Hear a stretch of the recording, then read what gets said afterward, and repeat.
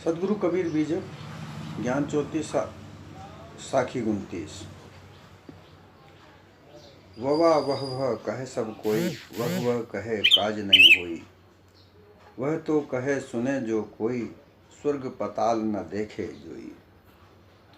सदगुरु कबीर इस साखी के द्वारा जो लोग सुनी सुनाई बातों पर संसार भर को चलाना चाहते हैं, जो कहते हैं कि यही सनातन है, यही सत्य है, जो वेदों में लिखा हुआ है, जो शास्त्रों में लिखा है यही सत्य है, ऐसा कहने वाले लोग आज भी वही सुनी सुनाई बातों पर लोगों को चलाने का प्रयास कर रहे हैं। षड्यंत्र रचकर अपने अपने मतपंथ का प्रकाश करते हैं, लोगों को भूल भुलैया में डालते हैं। ऐसे लोगों के लिए सदगुरु कबीर कहते हैं कि हे लोगों,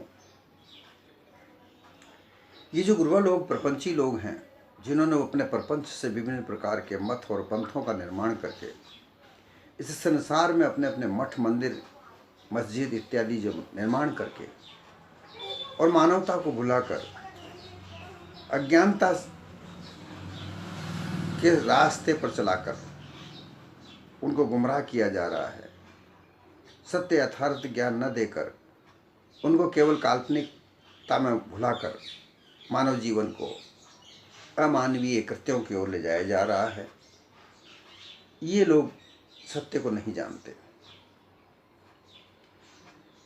यह कोई परमात्मा है जो संसार को चलाता है, ऐसा काल्पनिक बातों को कहकर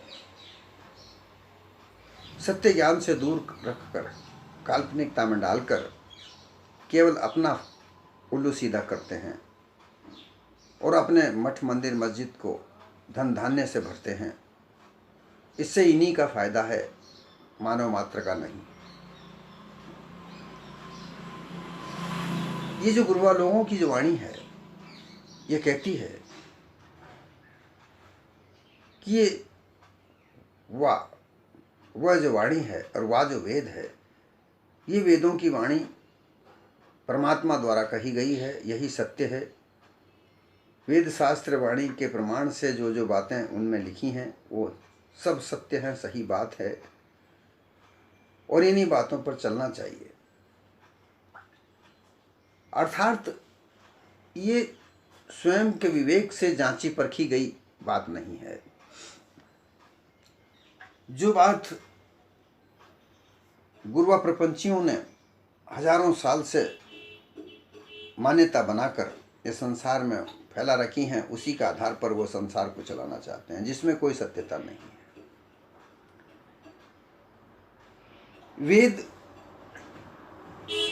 ऋग्वेद में 5 देवताओं का वर्णन मिलता है, अग्नि, वायु, जल, पृथ्वी और इंद्र। इनको खुश करने के लिए गाय वही रचाए हैं, महिमा गाई जाती हैं। इसके अलावा उसमें और कुछ नहीं है। विभिन्न प्रकार के यज्ञ करते हैं और यज्ञ करके जिस तरीके से पाठ पूजा किया जाता है, विभिन्न प्रकार के अनुष्ठान किए जाते हैं और प्रार्थना करते हैं उस देवता की जिसके निमित्त वो अनुष्ठान करते हैं, उसी तरीके से उसमें वही प्रकार के सब क्रियाकलाप हैं। और ये गीत हैं जिनको ऋचाएँ कहा जाता है, वो गाते थे और उन्हीं का संकलन करके वो ऋग्वेद कह दिया और कह दिया कि यही पुराना है, उसमें जो बातें लिखी हैं वो सत्य हैं। परंतु ये सब बात परोक्ष रूप से है, अर्थात वो आगे के लोगों द्वारा कही गई हैं। इससे अपने स्व विवेक से ये जानना चाहिए कि जब ये बातें लिखी गई, जब ये बातें सामने आई, निर्माण की गई थी, उस समय मानव जीवन एक अत्यंत साधारण जीवन था। जंगलों से निकलकर, पशुता से निकलकर वह जीवन मानवता की ओर अग्रसर हुआ था। उसमें पूर्ण मानवता नहीं थी, उसमें पशुओं का भी अंश था, पशु बुद्धि उसमें थी। ऐसे समय काल में वृक्षों को देखकर, विभिन्न प्रकार के संसार के आकार को देखकर, जल की, वायु की, अग्नि की विशिष्टता को देखकर अचरज तो होना ही निश्चित था।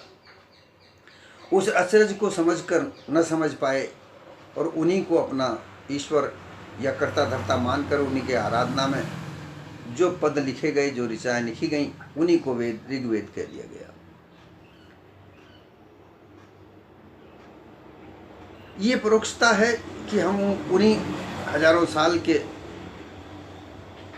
उन वक्तव्यों को सत्य मानकर और उसी में विज्ञान मानकर ढूंढते हैं और उनके आधार पर कहते हैं कि यही सत्य है, ऐसा ही होता है।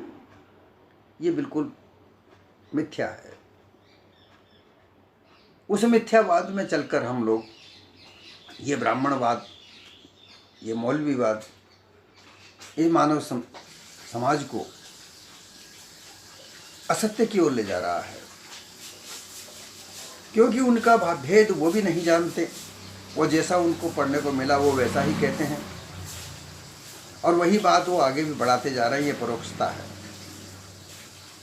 अपरोक्षता वह होती है जो इस बात को अपने स्वविवेक से, सच्चे निर्णय से परख करके, जांच करके और सत्य असत्य का निर्णय करके जो अपने हृदय में जमा की जाए, हृदय में धारण की जाए, वह अपरोक्षता है। परोक्षता में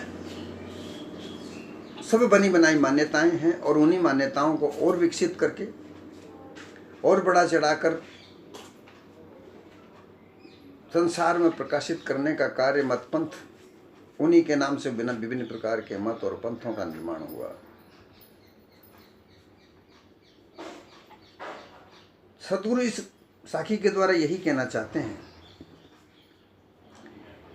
कि जो परोक्ष ज्ञान है, जो अब तक पुस्तकों में लिखा हुआ है, ग्रंथों में लिखा हुआ है, हजारों साल से एक वर्ग इसी का अध्ययन पठन पाठन करता कराता आ रहा है, वो कभी इस बात को विचार नहीं करता कि इसमें सत्य कितना है, असत्य कितना है।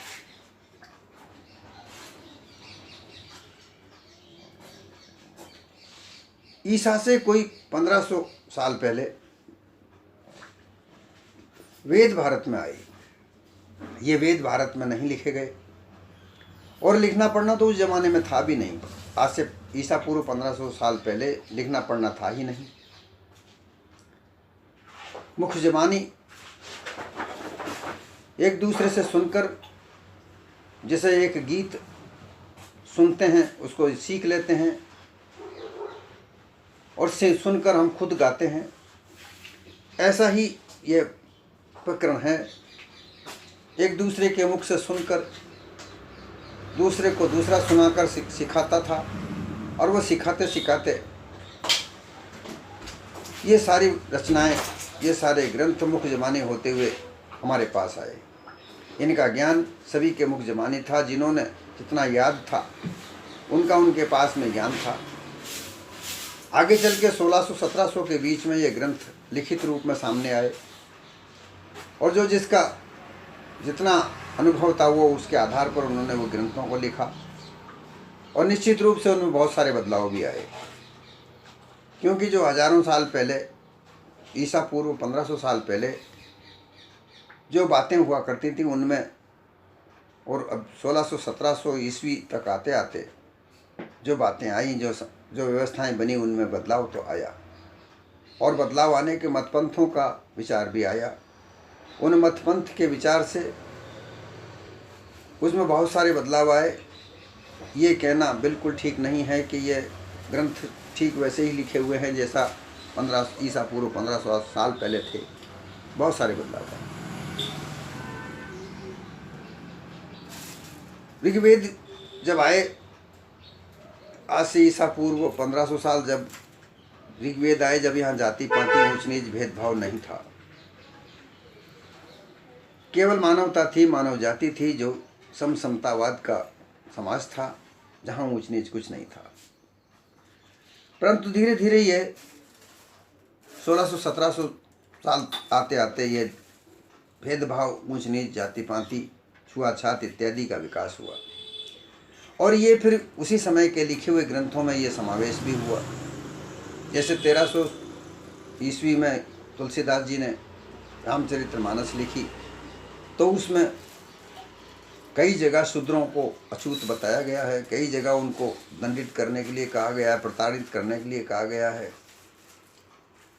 ढोर गंवार शूद्र पशु नारी ये सब ताड़न के अधिकारी, ये 1300 ईस्वी तक आते आते ऐसी भावनाएं बनी और वही उसमें लिखी गई। जबकि शुरू के ग्रंथों में ऐसा नहीं है।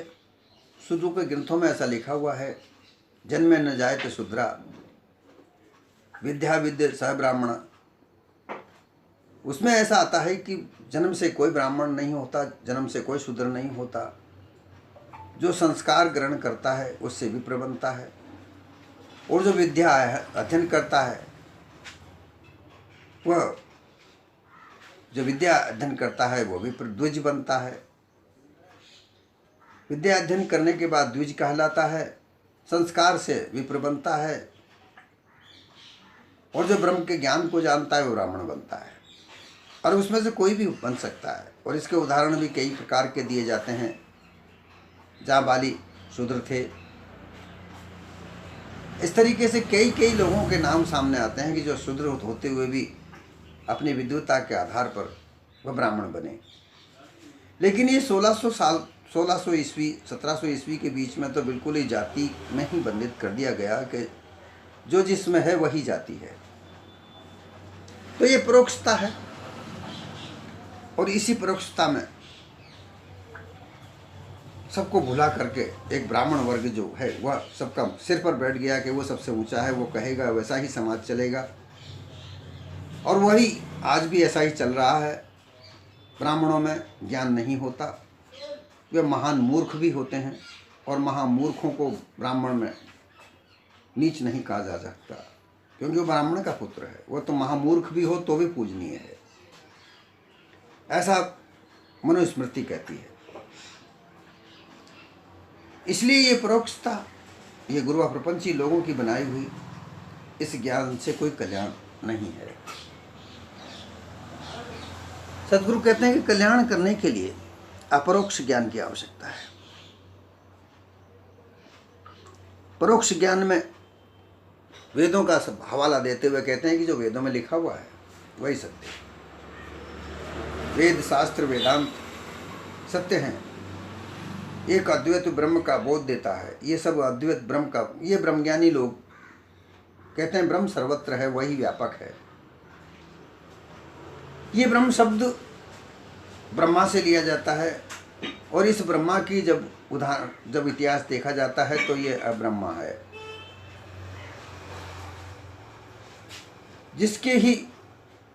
जिसने अब्रह्मा जो था ये सबसे पहले महात्मा हुआ। इसके पिता का नाम टोरेस था। इसके पिता व्यापारी थे, मूर्ति बेचा करते थे, और इसी ने आगे चलकर धर्म की स्थापना की। ये धर्म सर्वप्रथम स्थापित हुआ जो यहूदी धर्म के नाम से जाना जाता है। इसी के पुत्रों ने, जो इस्माइल था उसने इस्लाम धर्म का निर्माण किया, जो इसहाक था उसने ईसाई धर्म का निर्माण किया, और जो इन इसहाक इत्यादि जो पुत्र थे उन पुत्रों के पुत्र हुए, उनमें से ही जो 12 भाइयों ने उनकी बात नहीं मानी, वह इनका विरोध करते थे। वही लोग भारत में आकर अपने 12 ब्राह्मण वर्ग हैं, 12 जो ब्राह्मण हैं, मुख्य गोत्र उनके 12 ही हैं, वही भारत में आकर ब्राह्मण, अर्थात वह उस ब्रह्मा के नाम से ब्राह्मण हुए। अर्थात वो ये कहते हैं कि उस ब्रह्मा के ज्ञान, उनके उपदेश को, अर्थात वो अब्रह्मा जो ब्रह्मा का उपदेश है वही पर चलने वाले लोग हैं, और उसी के आधार पर वो ब्राह्मण कहलाने लगे हैं। और अब सर्वश्रेष्ठ हो गए। और फिर वही लोग जो बाहर इसहाक इस्माइल के द्वारा बनाए गए लोग, इस्लाम और इसहाक ईसाई लोग भी भारत में आए, क्योंकि इस्लाम के लोगों ने इनको वहाँ से मार पीट के भगाया था। और आज ये भारत में आकर अपने आप को सर्वश्रेष्ठ मानते हैं। इन्होंने सोचा ये वहाँ से यहाँ भी आ गए हैं, इसीलिए ज़्यादातर हिंदू और मुस्लिम का झगड़ा ज़्यादा चलता है। इस्लाम वाले लोग और ब्राह्मणवादी लोग, इनका ही झगड़ा आपस में चलता है। ये वैसे तो आप देखें, यहाँ भी देखें तो आपस में भाई बंद हैं, रिश्तेदार हैं, क्योंकि बहुत से ब्राह्मणों की लड़कियाँ मुसलमानों के घर में हैं। परंतु ये वो छोटे लोग हैं जो गरीब हैं, मध्यम श्रेणी के लोग हैं, उनको भड़काकर, बहलाकर, फुसलाकर ये हिंदू मुस्लिम का झगड़ा करवाते रहते हैं, क्योंकि इनमें इनको खतरा है। ऐसा होता आया है, कबीर साहब के समय में भी ऐसा ही था और ये चलता रहेगा। हमें इसमें न पढ़ना चाहिए। इनके जो बताए हुए ग्रंथ हैं ये काल्पनिक हैं, मिथ्या हैं। अपने स्वविवेक से, यथार्थता से जांच कर, परख कर इनका सत्य असत्य का निर्णय करना चाहिए। अर्थार्थ परख कर, पारखी होकर। और जब तक हम पारखी नहीं होंगे, आंख मीच कर इनकी बात कही हुई बातों पर विश्वास करेंगे, तो हम भी धर्मांधता की ओर बढ़ते रहेंगे। धर्म मानवता को संरक्षण करने की वस्तु है, एक विचारधारा है जो मानवता का संरक्षण करती है, वो चाहे कोई सा भी धर्म हो। परंतु लोभ और लालच के प्रभाव से ये धर्म के ठेकेदार, जो धर्म को संचालित करने वाले लोग हैं, जो अपने आप को विद्वान कहते हैं, जो महामूर्ख भी हैं, ये मानवता को नष्ट करने पर तुले हुए हैं। इनको किसी प्रकार से किसी का कोई दया नहीं है, इन्हें धन चाहिए। इसलिए ये उस परोक्षता को परोसते हैं, सभी के दिल में, दिमाग में बिठाते हैं, बार बार बिठाते हैं। जैसा कि रामायण का पाठ किया जाता है, 24 घंटे रामायण चलाई जाती है, भागवत सुनाई जाती है, गीता का पाठ किया जाता है, ताकि यही बात इनके दिमाग में हो। सत्य यथार्थ बात दिमाग में बैठने ही नहीं देते, किसी को सत्य यथार्थ विचार करने ही नहीं देते। सद्गुरु कबीर मानव जीवन को चेता कर कहते हैं कि सत्य यथार्थ ज्ञान को जांच के परख कर उसको पहचानो। ये कितना झूठ बोलते हैं कि ये वेद कोई परमात्मा ने सुनाया और उस वेद को ब्रह्मनिष्ठ गुरु के मुख से सुनो तो ब्रह्म ज्ञान प्राप्त होगा।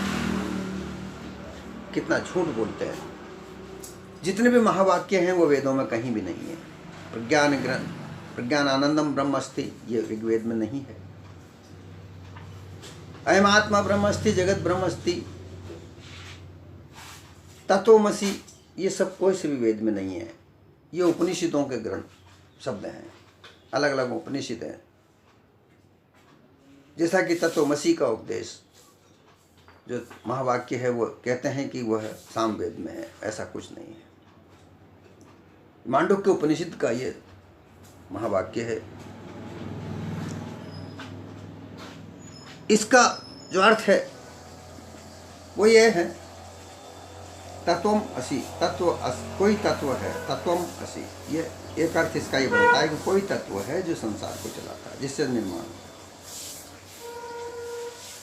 ये विचार आया कि भाई कोई तो है इस संसार को चला।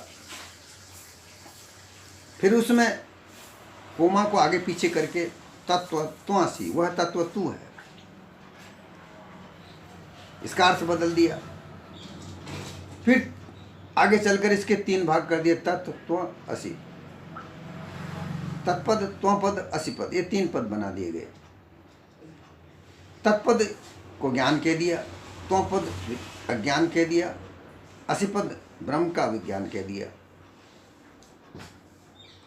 ऐसा निश्चय ये सब परोक्षता है।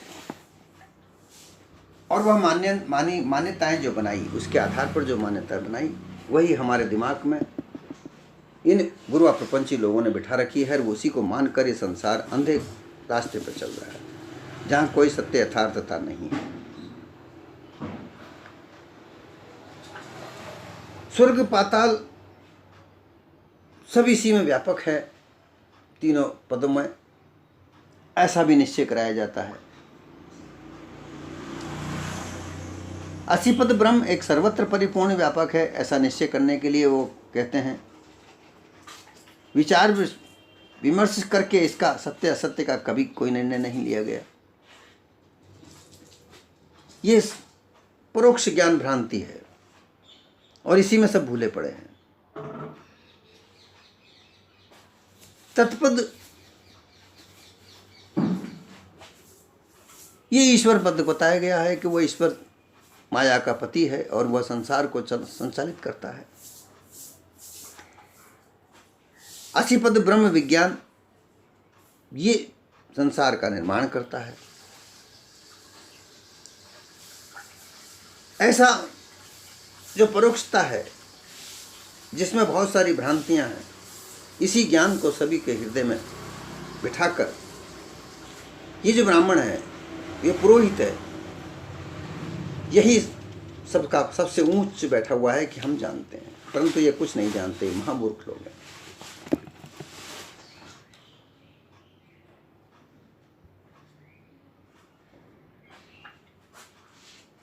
इसी को आधार मानकर इन्होंने विभिन्न प्रकार की वाणियों का निर्माण किया है।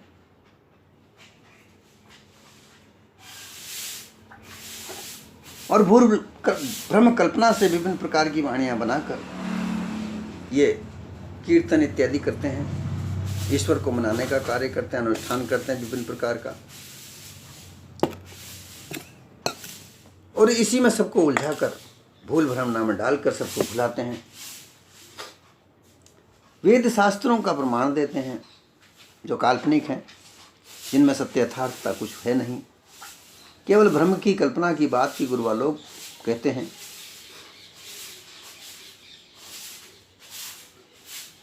इनसे मानवता जागृत नहीं होती, विषय आसक्ति दूर नहीं होती,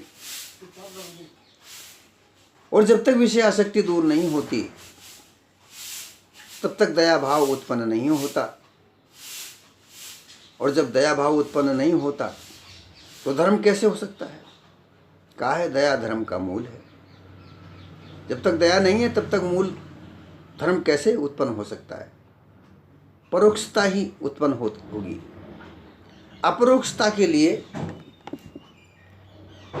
हृदय साफ होना चाहिए, सुथरा होना चाहिए, निर्मल होना चाहिए, जिसमें दया हो, विचार हो, शील हो, अभयता हो, निष्पक्षता हो, तब उसमें दया आती है, और उस दया के आधार पर ही धर्म बनता है, जो कि मानवता है। हर मानव को संरक्षित रखने का अधिकार है, हर मानव को अपनी बात कहने का, अपना जीवन सरलता से जीने का अधिकार है, निर्बंधन रूप से जीने का अधिकार है। दया रूप का जो धर्म होता है वो सब मानव को एक साथ एक तरह से जीने का अधिकार देता है। ऊंच नीच, छुआछूत, वर्ग विशेष का सर्वोच्चता, ये सब काल्पनिक परोक्षता धर्म देता है। परोक्षता के आधार पर जिस प्रकार से मानवता के साथ अत्याचार का तांडव होता है, ये सब एक वर्ग का कार्य है। यही वर्ग सारे संसार को भ्रमित करके, भुला करके केवल अपना उल्लू सीधा करता है, केवल अपना फायदा देखता है। दूसरे लोग चाहे मरें, चाहे जिए, भूखे रहें, चाहे कैसे भी रहें, परंतु उनका सुख उन्हें दूर नहीं होना चाहिए। आप विचार करें, क्या ऐसा धर्म होना चाहिए? सदगुरु कबीर ने ये आवश्यकता उनके ज़माने में की थी। उनके समय में भी ऐसा ही सब कुछ अत्याचार होता था। मुस्लिम धर्म का यहाँ पर कायम होना 1300 ईस्वी तक में मुस्लिम साम्राज्य कायम हो चुका था। सदगुरु कबीर के समय में मोहम्मद लोदी दिल्ली पर बादशाह था। काशी में उनका जो गुरु था वो वहाँ का संचालक था। वही सदगुरु कबीर को परेशान करता था। ब्राह्मण भी परेशान करते थे, परंतु सदगुरु कबीर न ब्राह्मण के थे न मुस्लिम के थे। मुस्लिम घर में उनकी परवरिश अवश्य हुई थी, लेकिन वह मुस्लिम समुदाय का भी पक्ष नहीं लेते थे। उन्होंने धर्म पर उंगली उठाई कि तुम्हारा धर्म कहता है कि सुन्नत कराना जरूरी है। सदगुरु कबीर कहते हैं, अगर सुन्नत तुम्हारा खुदा चाहता तो वो वहीं से करके क्यों नहीं भेजा? वहीं से सुन्नत, गर्भवास में सुन्नत काहे न कराई? बाहर आके कराने की आवश्यकता क्या है? ये तुम्हारी बनाई हुई एक चिन्ह है। ऐसी तुम्हारी मान्यता है कि ऐसा चिन्ह बना करके ही मुस्लिम बना जा सकता है, अपने आप को इस्लाम से जोड़ा जा सकता है। इसी तरीके से ब्राह्मणों ने जनेऊ का कि जो जनेऊ धारण करेगा वही ब्राह्मण है। सदगुरु कबीर ने कहा कि तुम ये बताओ ब्राह्मण, तुम ये बताओ कि तुम्हारी ब्राह्मणी के सुधरणी है, उसको तो जनेऊ है नहीं, क्योंकि तुम ही कहते हो कि जो जनेऊ धारण नहीं करता वो शूद्र है। मौलवियों से कहा कि तुम ये बताओ, पुरुषों का तो तुम खतना कर देते हो, पर स्त्री का क्या करोगे? इसलिए बिना खतना के तुम कहते हो कि काफिर है, तो जो तुम्हारी स्त्रियां हैं वो सब काफिर हैं। ये सब मान्यताएं धर्म के नाम पर, समुदाय के नाम पर यहीं पर बनाई गई। अपने अपने मतपंथ को चलाने के लिए अपने अपने षड्यंत्र रचे गए। परोक्ष ज्ञान में उलझा कर लोगों को भटकाया गया और अपने आप को सर्वोच्च स्थान पर बैठाकर पूजनीय बनाया गया। सदगुरु कबीर कहते हैं कि वो आनंद को जगत मानते हैं। वो कहते हैं आनंद ही जगत है, संसार के कार्य चलाने वाला आनंद है, क्योंकि इसमें जो भोग आदि वस्तु है इसको प्राप्त करके आनंद किया जा सकता है। और यह आनंद ही काल है, क्योंकि आनंद से विषयासक्ति आती है और विषयासक्ति से जो मानव है वो अमानवीय कार्य करता है, पशुता के कार्य करता है। सब अपरोक्षता है। अपरोक्षता में मानव अपने हृदय में विचार करके सत्य असत्य का निर्णय करके सत्य का साथ करता है, सत्य का संग करता है। परोक्षता में जो हजारों सालों से सुनी सुनाई बातें आ रही हैं, मान्यताएं हैं, जिन पर कभी विचार नहीं किया गया कि ये सत्य है कि असत्य है, इनका कभी निर्णय नहीं किया गया। बस जैसा है वैसा मान लो, इसमें किसी प्रकार की तर्क न करें, ऐसा इनका कहना है। परोक्षवादियों का ये कहना होता है कि जो जैसा लिखा है वैसा ही मानो, चाहे उसमें सत्य है या नहीं। सदगुरु कबीर कहते हैं कि अपरोक्षता सत्य असत्य का न्याय करती है। अपने स्वविवेक और बुद्धि से सत्य का निर्णय करके जो सत्य है उसको धारण करने से, असत्य का त्याग करने से ही मानवता है। और जब तक ये प्राप्त नहीं कर सकते तब तक मानवता नहीं है, मानव धर्म नहीं है, अपरोक्षता नहीं है। अपरोक्ष को प्राप्त करने के लिए सच्चे सद्गुरु की शरण में जाना होगा, जहाँ परोक्ष और अप्रोक्ष को समझने के लिए जो परख सिखाई जाती है, जो परख कला है, उसका विकास हुए बिना सत्य और असत्य वस्तु को नहीं जाना जा सकता। और जब ये परख कला हमारे पास आ जाती है, जो पारक सद्गुरु के द्वारा दी जाती है, ये कला हमारे अंदर जागृत होने पर हम अपरोक्षता को जांच लेते हैं, परोक्षता का निर्णय कर लेते हैं। परोक्षता में अपरोक्षता क्या है ये जान लेने पर ही मानवता सिद्ध होती है, इसके अलावा अमानवीयता सिद्ध होती है।